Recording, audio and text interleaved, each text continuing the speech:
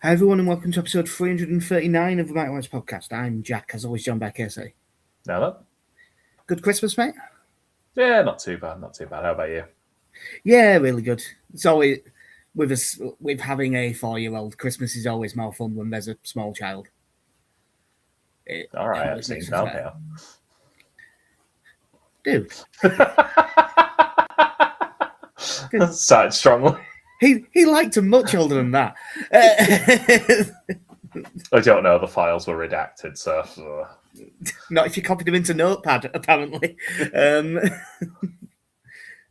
Yeah, the Sunderland away. I had decidedly a better Christmas than the government of the United States.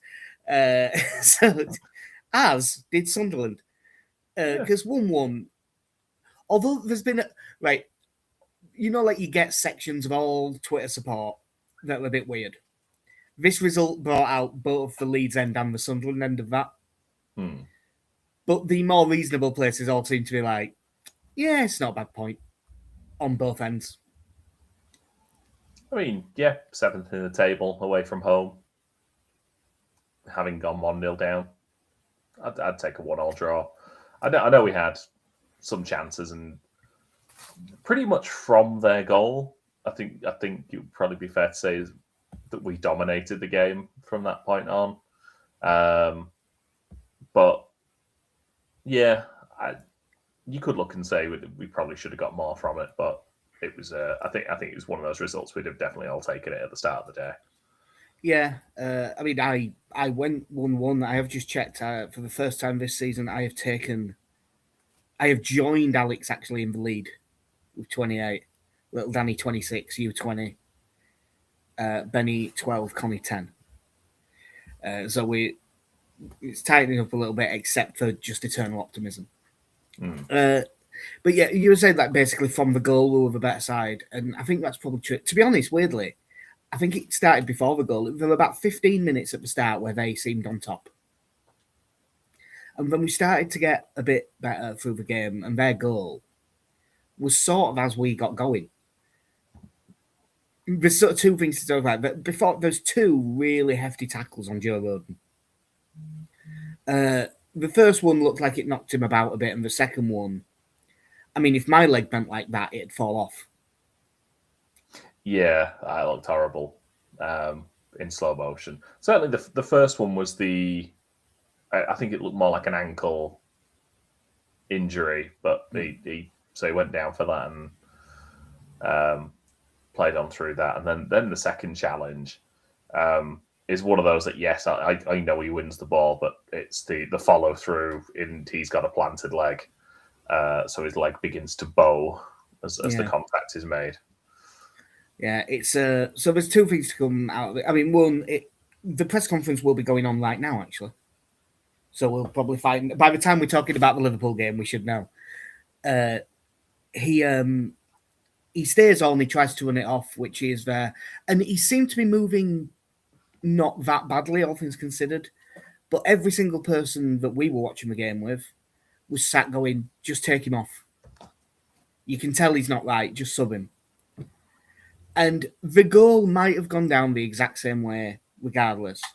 But after the set piece, it comes out to Xhaka, who plays a really good little reverse ball in behind Bogle. There's an odd bit in the middle where if you look at Brendan Aronson, he's sprinting in the complete wrong direction because he thinks we're about to break. But I don't think he'd have got there if he'd have gone the right way anyway. But really good ball to Adingra, and it's a great finish, to be fair to it. It's right in the corner. But when you see it back, everyone else gets out and gets the line, and Joe Roden's 2 yards behind them all. And he's the one that plays them on. And I am not in any way having a go at Joe Roden for this. And because Farke's been good lately, and his changes have worked, and his change worked in this game when he made the sub eventually. So I'm not getting furious, but I can't help but wonder if he'd have taken him off before that, if a fit player gets out and gets into line. Yeah, it's having seen him hobbling around for the few minutes before that. I mean, I did find it somewhat strange because he obviously was down for a while after that second challenge. And then by the time they get him off the pitch, he's just on his feet and ready to go straight back in. And there's part of you wondering there, it's like, maybe take a minute. But yeah, just comes straight back in, but did look to be struggling kind of fairly pretty much straight into it. Yeah, he's definitely out of the Liverpool game. Yeah. Unsurprisingly, but it is now. Ankle ligament injury, will be out for around 3 weeks. Hopefully there's a chance to involve him a bit before. It's realistic that he'll miss the FA Cup game. Well, I would have expected him to miss that anyway. Well, what with the wealth of defenders we have on the books. But still, obviously nothing on James or Longstaff. So yeah, just same squad without Roden. Yeah, it's a. But to be fair, it's a good goal though. Yeah, it's really well taken. Adingra is a good player as well. I think he's been a good pickup for them. I think it was one of those you probably would have looked at one point and thought would be another one that Brighton had sort of found and we're going to turn into something. But yeah, he had a pretty good game, to be fair. Yeah, especially first half, he was definitely their standout.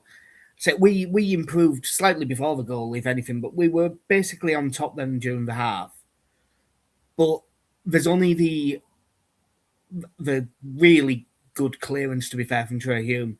Biol plays a good ball into Calvert-Lewin, whose little turn around the corner to Aronson is outstanding.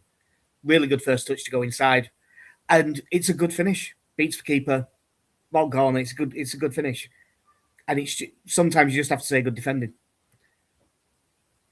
Yeah, it was really well read by Trey Hume in that instance. I think watching it because it was. Obviously, it's quite tough to tell, I think, watching it live because you see Hume is only like half a yard behind the goalkeeper. Yeah. But yeah, it was just fantastic awareness from him. Really unlucky from Aronson, who I do. Yeah. I'm going to go out and say that had quite a good game. Yeah, well, I don't know if it was yours, but he got man of the match on Sky. He's never my man of the match. Yeah, but no, I thought it was. I thought it was really good. I have seen that comment. Ali will come on to that in a bit. Yeah, that was like our only real chance. And although I thought we were good at the end of the second half, Robbie gets put clean through and doesn't get enough on the finish, where he goes down and some people appeal for a penalty. But to be fair, he didn't really. They all knew it wasn't. But it was like a minute after that where Adingra puts in a just absolute perfect cross because it's quite a tough angle to cross that ball from, and he puts it straight at his head and he hits the bar with the header. So although we were pretty good for the second, basically, especially once Tanaka came on for Roden, I thought we were pretty good. But in a sense, we were a bit lucky not to go in 2-0 down because I thought that was in that header. Yeah, they were good chances. Like you said, the first one with the chip, it's just not getting enough on it. I can't. For me, there was no chance of that being a penalty. It just no. I suppose you would describe in football terms, it's a coming together. Yeah. By the time Bobby runs into Perry has pulled his legs back and his arms are pulled back to he's doing every single thing he can to be out of his way. Yeah. And as I say, to be fair to Bobby, he didn't. He put his arm up a bit, but it wasn't like a proper appeal.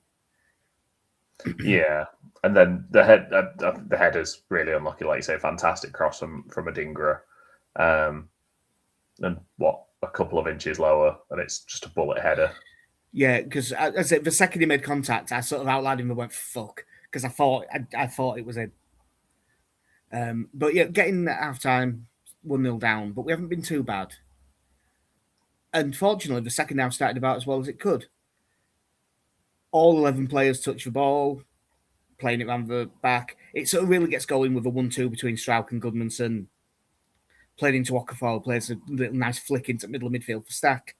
First time, sweeps it out to Aronson, There's no delay on it, so he has plenty of space to move into. Sizes up his defender, and not only does he time the pass really well, he places it perfectly because Calvert-Lewin doesn't even have to break stride, and he just sweeps it in. It's definitely a great goal, but is that our goal of the season? It's going to be up there, isn't it? It was just lovely football. If you're ever nitpicking at something with it, I think it's when Strauch plays that first pass out. I think he's under a bit of pressure, but they recover the situation really well. Yeah. And like you say, I think it was quite. I think for me, you mentioned obviously the time that Aronson has, and kind of he does everything right. I think there's the moment before that where the ball's played into Stack and he has that awareness to let it roll across him. And to sort of put his hand up and tell Tanaka to leave it. Yeah. Just it lets it roll across the pitch and he sort of opens up and sees the space that Aronson's in as well. But yeah, it's lovely. It's really nice when you see something like that because obviously we, especially from the Palace game, and it's very easy to dub us this season as a set piece team. So to kind of see something like that, no, they can play football. Yeah, it was great to see. I mean, it was as good a bit of football as you'll see all season, really. Yeah, it was just excellently worked. It's like I don't actually know what the club gave it to last season, but my goal last season was Aronson's late winner at Derby. When they passed it around and just lovely move and he sweeps it in. I thought that was our best goal last season, and I think this one is at the end of this season. If you want to give it Stack's free kick against Wolves because it is that good a strike, fair enough. But for me, that's way more. I'm always way more impressed by a goal like that. And when it went in, I did think I did get a little bit carried away and start thinking we're going to win this. I mean, I can understand why. We were in the ascendancy. I think it may have taken us a little bit to get back into the 4-3-3 when Tanaka first comes on, but they make the system work. I don't think Tanaka was quite high up enough that you'd call it a 4-2-3-1, but I think from the start of the second half onwards, they kind of it felt like they had a better understanding of the system than they had prior to the Man City game, to be honest. And yeah, it was all quite. It's just everything was working as it should be. It was quite nice. I think we then had half an hour where I could say we were far the better side. We were able to push high up and they couldn't really get out. We were winning the ball in good situations, getting it for the best chance was probably that one of Bogle's where he couldn't sort his body out. Yeah. And he ends up kind of hipping the ball wide. That if he sorts his feet out, then we've got 2 versus the goalkeeper. So that's probably the best chance. And if there is a criticism of that half-hour spell where we were playing well, we didn't work Roofs nearly enough. Yeah. I've just checked. We only had 6 shots on target total all game. And considering the amount of the play we had for about half an hour, you'd probably expect more than that. Yeah, I know we had a couple of bits. The first thing that's popped into my head is that ball across that Noah Okafor chucks himself for when it's already a mile past him. Oh yeah, the Paul Robinson dive, but up front. Yeah, explosion. Yeah. Yeah, I suppose that's the. I think that's always going to be the issue with us is that. I think one, you're going to get a lot of blocked shots because obviously Stack is always going to fancy an effort from anywhere. I think one of them is it the Ampadu strike that he connects with really well, but it's straight at the keeper. Yeah, and had it been anywhere to the side, it becomes very difficult to save because he did nail that. Yeah. It's me in slow motion going, no. Oh, he's hit that all right, actually. I'm trying to think what other chances we had. Second half. That's the thing. Yeah. There really isn't any. There aren't great chances in there, and that's what we were missing. Really, we probably weren't creative enough, and I am a bit disappointed by that because although that, I mean, even with all the players missing, I still think that's a decent enough Sunderland side, but it was a noticeable drop off from if they have the 6 players that are at AFCON. And Ballard being out injured. And Ballard being out as well. So, because if he's in, then Mukiele plays right back instead. And that then looks, although Trey Hume played well, so yeah, I mean, they might have moved Hume over and dropped Sirkin against us, to be fair. But it was like, I say, it's not a bad result. Going into the game, I'd have snapped your hand off for it. Coming out of it, I was slightly disappointed. The other thing that I thought was slightly disappointing with Farkas' subs. He only made 2 more after the first one. 73rd minute, Mecha for Okafor. And we went, oh, is he dropping Aronson a bit deeper and we're going full on 2 up top? But he didn't. Mecha played wide. And just was entirely ineffective. And which is frustrating when you've got someone like Nonto there who is much better suited for that. Yeah. And I think Fart realised that because the other change he made, 85th minute, Nonto for Calvert-Lewin, Mecha goes up top. Yeah. But by then it's the 85th minute and you haven't really got time to get yourself into the game properly and stuff. So it's not, this isn't slagging him because he's got back to the stage where he's got credit in the bank again now. But I think that those subs weren't good. I don't think they helped us. No, but he was always going to be a little bit spooked after having to make a sub in the first half, wasn't he, as well? Yeah. So as much as there has been the uptick in form and we are unbeaten in 5 now. Yeah, well, we're going to have had an unbeaten month. Wow. Yeah. What's that like? This is what that's like, dude. Yeah, I mean, there has been the uptick in form, and I know we're kind of looking at the last few games. It's like, oh, he's gone from the the 3-5-2 to the 4-2-3-1, and God, look at the tactical flexibility we're showing. It was a close game where he's had to make an early substitution. I'm not at all surprised that he was very cautious after that. Yeah, fair. We've got a there seems to be a good team spirit at the moment, and I think that's fair to say because the number of games we've had over the last, early in the season where they came out when we went behind, and even though we did get back into games, they didn't seem to really pick up in the same way that they have been lately. There does seem to be a lot more belief. Yeah, and I just wonder because I think your first few games of the season, I think there is that. I don't know whether you call it excitement of being a newly promoted team and you're back in, and there's a number of players there that like how that I've got a bit of a point to prove here, and that sustains you for a few weeks, and then the level of the Premier League sort of hits you after a while, and the effort and energy doesn't quite carry you as far as it did the first few games. It feels like, and not to say that the players weren't on board with the tactics or anything like that, but it does feel like the players are more tactically confident now in their roles and kind of how we are set up to play. Yeah.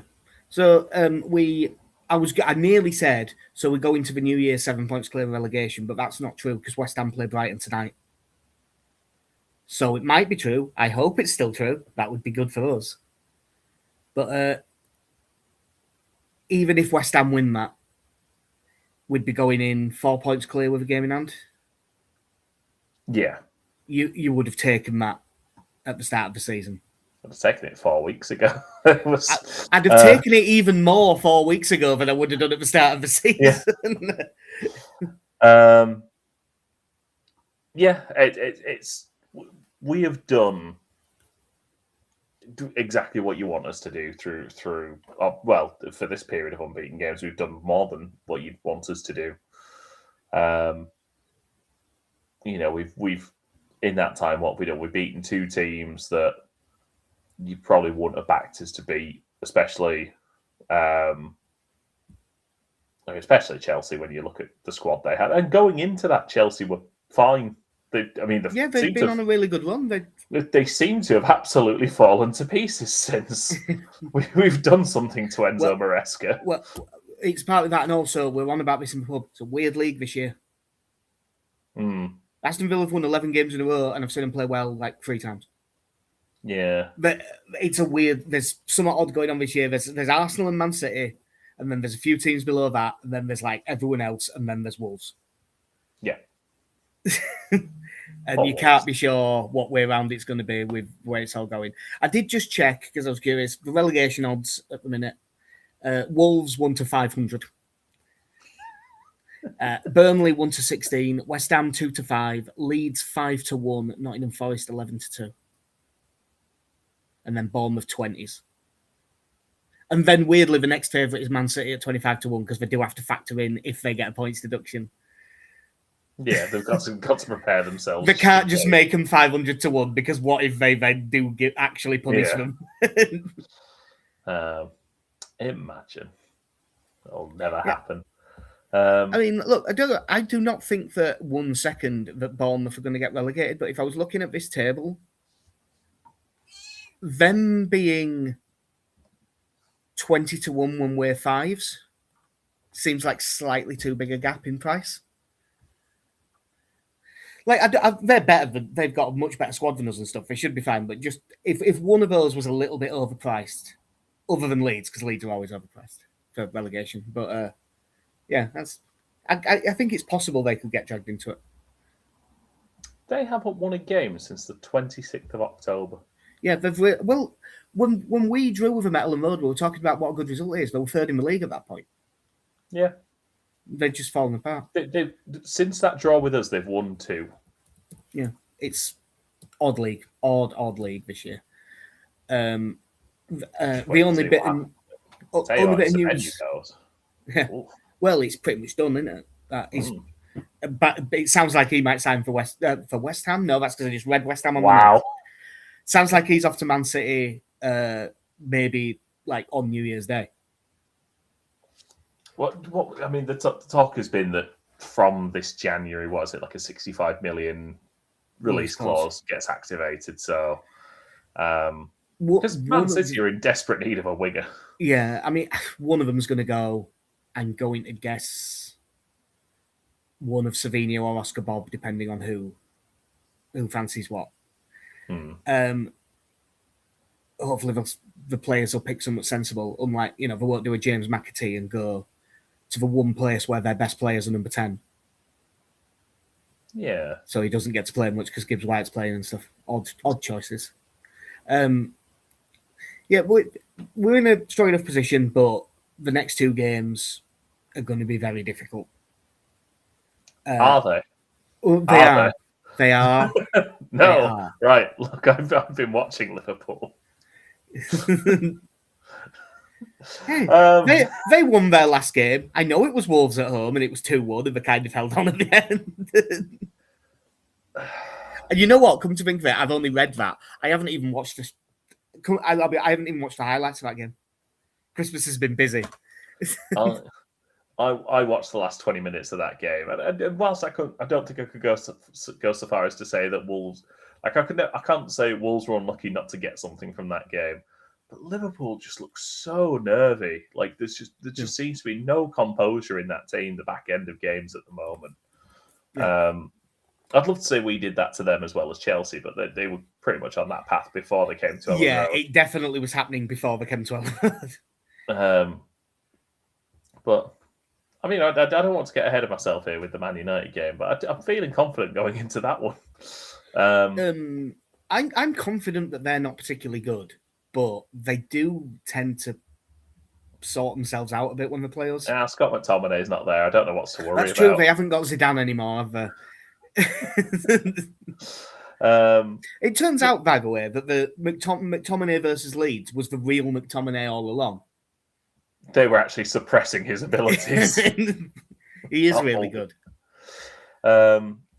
Yeah, focusing on Liverpool then. If we have, they're fourth. Yeah, that's weird.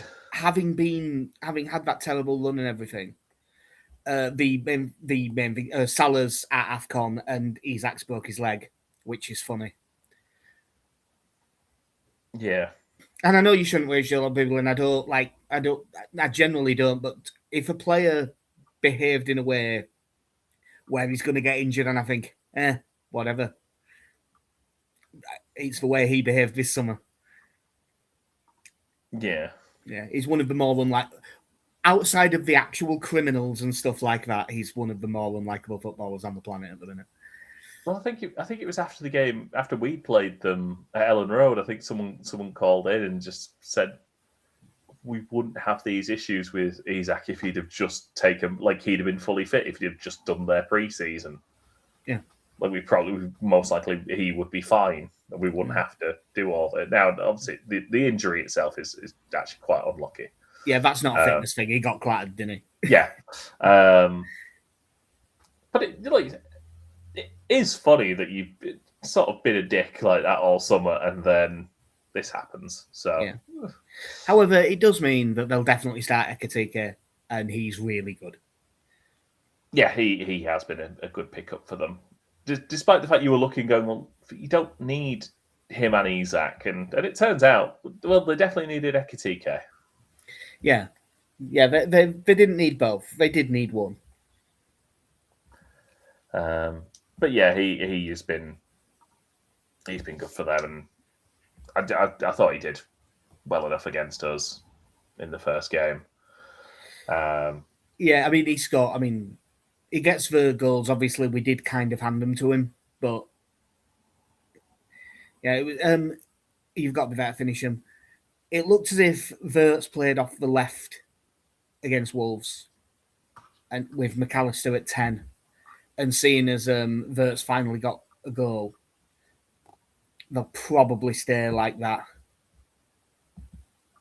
I would have thought. The lesser spotted Federico Macheda. No, not Federico Macheda.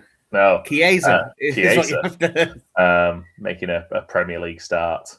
Yeah. I don't think he'll start against us because it depends. Because Szoboszlai wasn't in the squad at all, was he? No. He was out. Now this is just from a quick look. He is listed as available, so if he's fit, I think he'll come in and play on that side. They could play one of the wingers and play Szoboszlai in midfield with Gravenberch, but who did they play? They went Gravenberch and Curtis Jones last time, so I would lean that way again. I mean, just looking at their bench going into that game, they really didn't have a lot of options. Yeah, but they do have the amazing name though. Number 92, who seems like he should be playing for someone in the AFCON. Yeah, Wellity lucky. Yeah, I hope they come good. It's a good name. Which country is it that's got all the brilliant names, the marvelous names, if you will, at the AFCON? Where's Marvelous Nakambe is from Zimbabwe. Yeah, I think it's them. I think they have. I think they've got some fantastic names in their squad there. Yeah, they've got Innocent, and I think that the player that scored the equal, not because they were not the Egypt game, their second game. I think the player was called Knowledge. Yes. Yeah. I do remember saying that. It was some wonderful names. Knowledge Musona, Marvelous Nakamba, a teenage Hadibi. Yeah. But for Wellity Lucky Omaruyi is Spanish through Nigerian parents. But he's got 3 caps for England under 16s. Obviously. Because they moved over at 11. So This is me also finding out that's where Freddie Woodman is. Oh yeah, he's there. Alex Cairns. He's there, Adrian now. Yeah. Obviously, centre backs basically pick themselves. It'll be Van Dijk and Konate, even though Konate has been a bit of a bomb scare. Probably Frimpong and Kirkes, but they could eat. But Conor Bradley could start quite easily. By the looks of it, Calvin Ramsey was on the bench as well, so he hasn't got a loan move this year. No. More interesting, I suppose, is what we do. And I can now bring up the thing with Mally. Do you think Farke will finally relent and play ball now in the back three with Roden injured, or will he use it as an excuse to revert to a back four? Or to add option number 3, does he just play Ampadu in a back three? I would imagine, given... Or, sorry, 4, the one I might actually do is play James Justin right centre back. Yeah, I'd like to think, given how the game went at Ellen Road, that sticking with 3 at the back against them is probably a good choice. It's something we've done against them before. I know, obviously, at home, they are liable to be a bit more attacking as well. Well, because we defended quite well in the 3 until we gifted them the goals. And then when we switched to a 4, we were able to get at them. But in the away game, you're more focused on the defensive side, aren't you? So. Yeah, at no point was it a failing of the system. It was individual errors. Yeah. But yeah, I would like us to stick with the back 3. Me too. The only thing is, I'm trying to think which way you do, because obviously if you're dropping Ampadu into the back line, I know we brought Tanaka in, whether he's going to go to Anfield with a midfield of Stack, Tanaka and Aronson, I think is unlikely. Yeah, I have to admit, I wouldn't be playing this sort of 3-4-3-ish formation that we've done the last 2. At Anfield, if Metcha's fit, I'd be going back to 3-5-2 and play it. And Aronson was brilliant. It's nothing to do with performance. I'd drop him for this game. I'd play Metcha and Calvert-Lewin and be sat 3-5-2 with 3 midfielders. And just and properly play along. So more likely probably a Gruev then. Well, I would leave Ampadu in midfield, and I would play one of Bornau or James Justin as the right centre back. Probably Justin, just to give us that little bit more on the ball if needed. But to be fair, I don't actually know how good on the ball Bornau is, because we've not seen him for long enough to be able to comment. Actually, no, he can run. Yeah, he can definitely run. We saw that on that counter attack that one time. He loves a run. I mean, certainly if you're bringing Bornau in, you've certainly got the physical presence that you would like.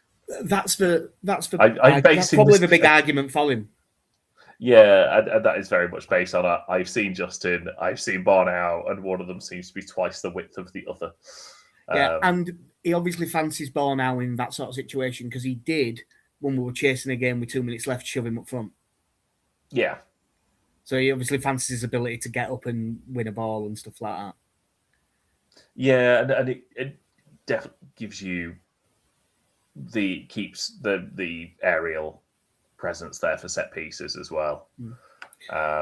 Yeah. One of the reasons I'm less worried about that with having Justin is, one, I think Justin can hold Van Dijk will win everything anyway. Well, I mean, yeah, he wouldn't be the one on him, but because you've still got Stack, Strauch, Beal, Calvert-Lewin, Metcha back defending a corner.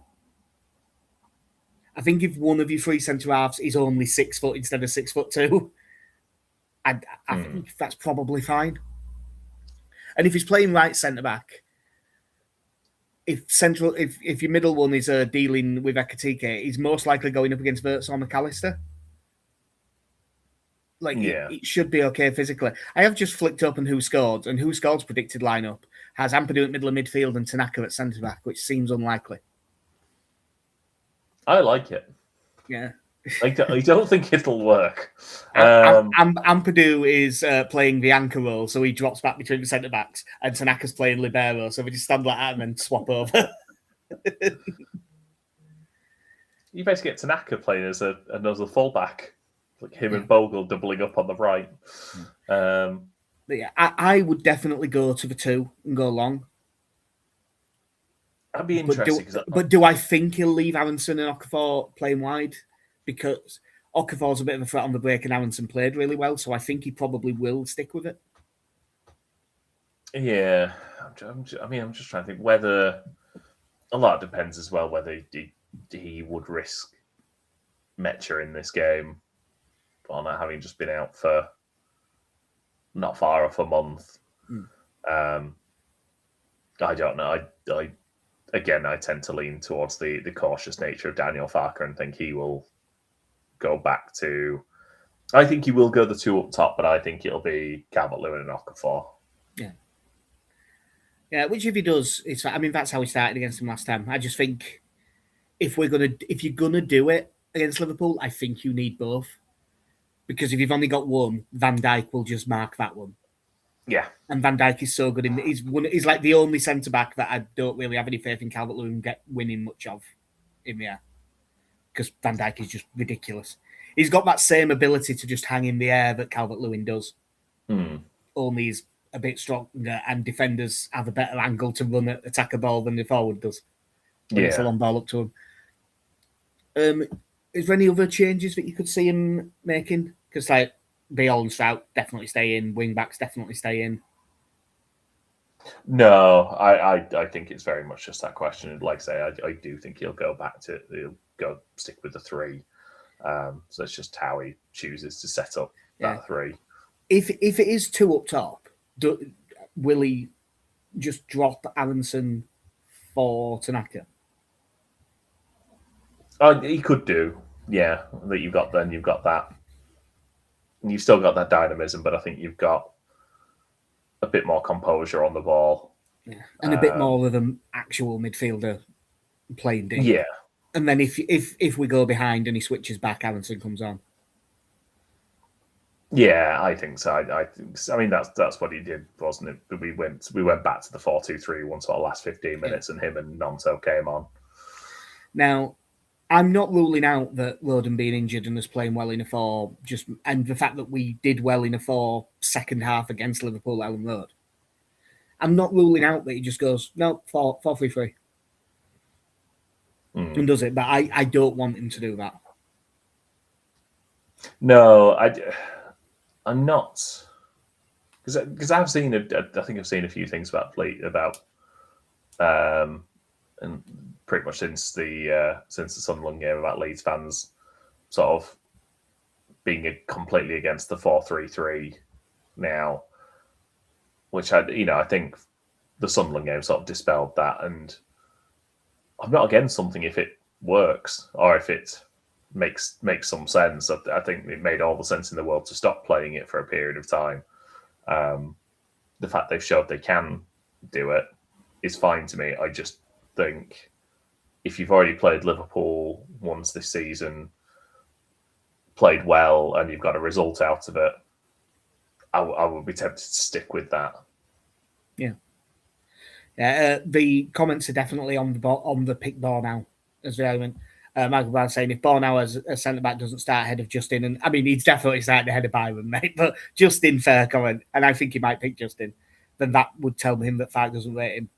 And Ali's saying I can't believe Bornau isn't getting more game time, which I think is, I mean, based on things that I read about him, that sounds true. But I hadn't seen enough in Germany. I completely agree with Ali as well that we lose too much in midfield to play Ampadu at the back. I think you'd be fine against like Wolves or West Ham, but other than that, yeah. Something that I didn't realise as well, cheers for this, Michael. Ampadu, Bogle and Goodmanson are all on 4 yellows, and this is the last game where 5 is the cut-off. Yeah. Unfortunately, with it being the game it is, I think that only really becomes relevant if by miracle of miracles we're like 4-0 up with 20 minutes left. Yeah. And we're at Anfield. That's not going to happen. you just have to. If they get booked and they miss the Scum game, they get booked and they miss the Scum game. We're not in a position where we can worry about that. Yeah, unfortunately, it's one of those where it is what it is. But they can't think about it in this game. They just need to play it as it is. I have just been sent some predictions, so I'll quickly add them to the sheet. But how confident? Well, first of all, is there any? Where do you think we can really get at them? Is it mainly based on recent form, Kirkes and Canate? It's not a who. It's a period of time, and I'm going to say it's the last 15 minutes of the game. I think we can get at them. They do have their frailties, and Kirkes is one of those. I think at the time, I think loads of people said it was a good signing for them, and it is just not working for them. I definitely said it's a great signing. The way he played last season, fully earned the move, and it's just not working at the moment. And whether that's kind of symptomatic of things just aren't right at Liverpool at the moment, so that's also causing that. Obviously, I don't know, but and yeah, like you say, Canate at the moment has got a mistake in him at least once a game. Yeah, and that's why I would like us to get two big lads against their centre backs, because I think whichever one's up against Canate, it'd probably end up being Mecha because Van Dijk could want Calvert-Lewin. I think he'd get some change out of him. Bornau up top. Well, sometimes great minds, because as I can you imagine DCL and Bornau bullying opposition centre backs? I'm on board. I'm sold. Yeah, but yeah, I think if we can get down, that's the problem. Is of course if I'm thinking the space in behind their left back, that's an argument against playing 3-5-2, and an argument for playing 3-4-3. Because if we play 3-5-2, it's hard to see Bogle being really, really aggressive given the opposition. Like, we're probably not going to have enough of the ball to do that thing where whoever's playing right centre back now steps out a bit and he gets to push up 20 yards. Yeah, we're less likely to be able to do that. So, yeah, I think getting change out of Canate is the best thing. We'll just have to have really solid games at the back, because even if they're not at their best, their front six are all outstanding players. Yeah, fair. I've had the predictions through. Little Danny, you can tell that this is a big game and you can even play Spot the Optimist. Little Danny 3-2 loss, Benny 2-1 loss, Alex 2-1 loss, Connie 1-1. I also have 2-1 loss to make it a bit boring. You have 2-1 loss. I have a 2-0 loss. It isn't a set of predictions. It's not doom and gloom. I just think player for player, they're just really good. And I think that we'll see some moments of quality out of them that win them the game. But I don't think it'll be like it was a few years ago where they were just absolutely destroying us. I think we'll play solidly, but I think their bit of quality will tell in the end. Yeah. And then we'll see where we are going into it. It would really, really help just in terms of if West Ham could get beat tonight, that would help a lot. I will actually bring this up, Michael, as you put it in the comments, and it was on the notes, but I was going to leave it for the next one because the next one, the transfer window had been open. He said it sounds like Ipswich are after a centre forward, and they quite fancy Piru. I think all the teams at the top of the Championship would take Piru. Because he's perfect. He's brilliant in the Championship. He just isn't physically there for the Premier League, I don't think. Do you think we'll be able to? Because we obviously could do with a player or two in January. Do you think? But I think the crucial question is: do you think we'll be able to get takers for anyone? Because we're going to have to lose a couple to sign a couple, I think. Yeah, I mean, clearly with the Wilson deal, there is some money left for a player at least. The thing with the Joe Peru move is whilst I get that he's not playing a lot, if you sell him, you're probably going to get what, between 7 and 10. I'm not saying that's all up front, but I reckon 10, and then if they go up, it's an X amount and stuff like that. I reckon about 10 up front, you'd probably get. Which in the scheme of trying to find a replacement, I don't think goes a particularly long way in the Premier League. And unfortunately, we can't even do our joke answer of you sell Peru when you get Bamford back on a free because his contract's up. Yeah, because I believe he's just signed an extension. Yeah, sadly, to our end of next season. The boyhood return of Pat Bamford, the man who joined us at 25. Ali's also said in the comments, there's a rumour that Valencia want Harrison. I did see that as well on Twitter. It was in like that Sport Witness, and I don't buy it. I think it's just Corberan. Corberan was at Leeds. Is Victor Orta still there? No, well, he went to Sevilla, didn't he? And Sevilla, sorry, yeah. Yeah, but no, I mean, maybe there will be some truth to it, but I don't buy that one, especially seeing as they already have Ramazani. He's been injured. He's been injured. I just don't see that happening.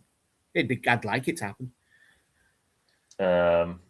Yeah, I think it's a tough one in terms of letting players go, because I think for us at this point, I don't know if we've got the money available to buy someone in January who improves the starting 11. No. So I think it'll be a loan.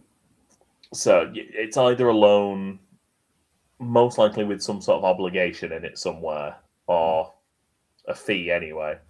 Or you're trying to talk someone into moving clubs to still be a backup. Yeah, because I think what we need is another of that big profile striker. Yeah. If this is how we're going to play, as good as he's been, you can't guarantee Calvert-Lewin's going to stay fit. You definitely can't guarantee Metch is going to stay fit. You need another one. Yeah. Like now, it makes all the sense in the world if you're going to mostly stick with a system that doesn't feature that many wide players. If there is interest in a Jack Harrison for him to now go, like I don't think you're going to see another game where he comes on as a left wing back. No. I think he's the one now where if anyone's fully fit, I think he's off the bench. Yeah. So if there is the interest there to to either get him off the wage bill for a bit, or if he gets a permanent move, fine. Peru, I don't know, purely because I think Peru is someone who is good enough at this point to be in a situation where if you've got 10 minutes left and you need to chuck someone on who might get you a goal, I don't think he's the worst player to have in the squad, and maybe look at selling him at the end of the season. With the switching formation, it's like it would have been Gruev, but now that we're playing 3 centre mids a lot of the time, yeah. Even if Longstaff gets fit, you still want Gruev as well, really. Yeah. And to be honest, like you say, if unless you get someone else in, if you're going to let Peru go, I think you've got to have someone else in the door first. Yeah. Before you can let him go. So I don't think it'll happen with Peru because he has been on the bench every game, I think, so far this season. Like he's always going to be in the squad. Whether there's any sort of movement with someone like Isaac Schmidt, where there's maybe a negotiation to make it a permanent deal, or anything like that potentially. But again, that's not going to bring in a lot of money. No. Well, we'll see. And this is where I'm reliant on all the Twitter scout people to find a guy who's playing in a mid-table team in Belgium. But who really suits us and would probably be happy to come in and sit on the bench. Yeah. But I would have no idea. But yeah, that will do us for episode 339. New Year's Day football, but not an early kickoff, so the atmosphere should still be somewhat like. Yeah. So we'll say it is, and then we'll come back. Probably try and get it in on the Friday, because we then play with the early kickoff Sunday, aren't we? Yeah. So we won't have a great deal of time. So we'll try and jump back in then between work and stuff like that. So yeah, that'll do us. I've been Jack. See you I mean, Casey, have a good one. in a bit.